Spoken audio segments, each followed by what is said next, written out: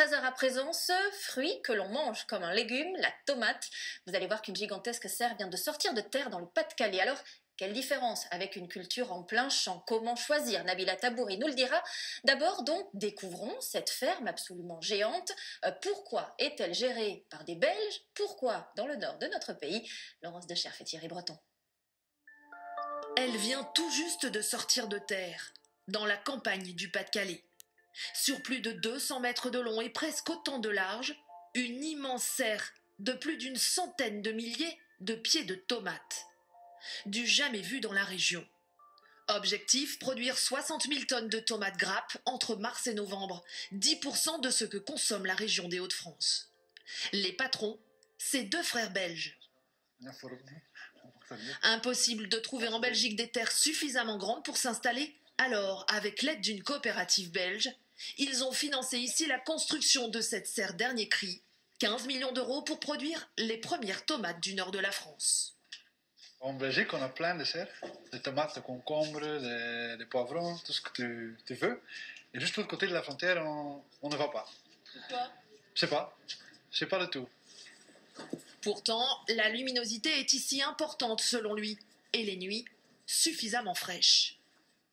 Les gens pensent, je crois que ça doit être chaud pour cultiver les tomates. C'est pas le cas? Non, c'est pas le cas. Qu'est-ce qu'il faut? Il faut avoir la chaleur, mais pas trop.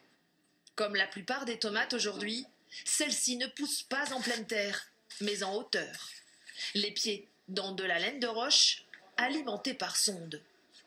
On donne l'eau goutte à goutte avec ce capillaire et on mélange avec des nutriments pour faire grandir les plantes. Tout est généré ensuite informatiquement. Grâce à cette petite centrale électrique, la serre est chauffée une partie de l'année avec la chaleur récupérée. Pour l'irrigation, cet énorme bassin de récupération d'eau pluviale.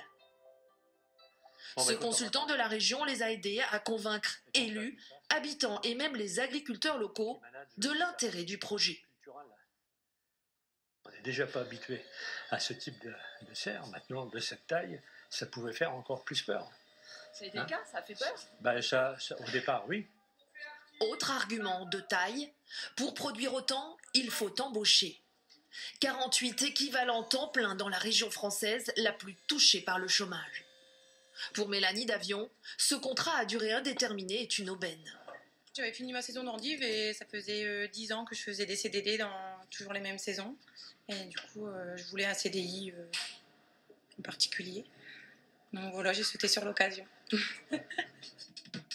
Une fois récoltées, les tomates prennent toutes seules la direction de l'emballage grâce à ces automates, avant leur commercialisation dans la région.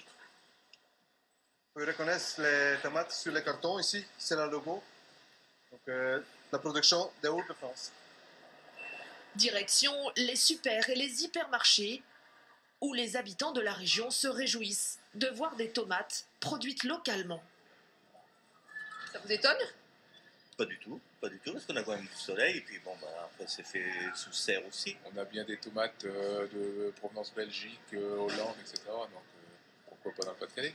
On se dit que quand elles viennent du sud, elles sont meilleures, mais il faut tester. On verra bien. Vendues au prix du marché, les tomates de la plus grosse serre des Hauts-de-France doivent maintenant faire leurs preuves dans l'assiette du consommateur. Et justement, les consommateurs, parlons-en avec vous, Nabila Tabouri. Les Français, on peut le dire, sont de grands amateurs de tomates. Oui, Marie-Sophie, ce fruit ou ce légume, selon les experts, est le plus consommé par les Français. Ils mangent chaque année 14 kilos de tomates fraîches par foyer. Et alors, quelles sont les variétés les plus consommées? Alors, les plus consommées, ce sont les tomates rondes et les grappes. Elles représentent plus de 50% des ventes, mais depuis une quinzaine d'années, la consommation de tomates cerises est montée en flèche, tout comme celle des tomates côtelées. Et enfin, celles qui font une belle percée, ce sont les variétés anciennes. Il y a un véritable engouement du consommateur pour ces produits, dont l'aspect n'est pas forcément parfait, mais qui sont plus goûtus. Et alors, majoritairement, ces tomates, comment sont-elles cultivées? sous serre pour 85% de la production. Et lorsqu'on parle de serre, il s'agit aussi bien d'équipements ultra modernes que d'un simple abri en plastique. Avantage de la serre, elle protège mieux les cultures des aléas climatiques et permet donc un meilleur rendement. Quant à la culture en plein champ, il s'agit surtout de petites productions bio et locales. Du fait de la taille, le producteur peut mieux surveiller ses plants. Par exemple, en ce moment, l'humidité est importante et ça, la plante n'aime pas ça du tout. Dernière question, Nabila. Quand on fait son marché, comment bien les choisir, ces tomates? Alors évidemment, il faut d'abord les consommer lorsque c'est la saison, c'est-à-dire de mai à octobre. Celles que vous trouvez en hiver, Marie-Sophie, viennent de milliers de kilomètres et manquent parfois de saveur.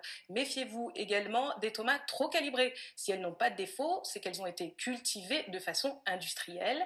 Et pour la fraîcheur, une astuce, vérifiez le pédoncule. Il doit être bien vert et pas sec. Eh bien, c'est noté. Merci Bon marché à beaucoup, Nabila. J'irai juste après ce journal.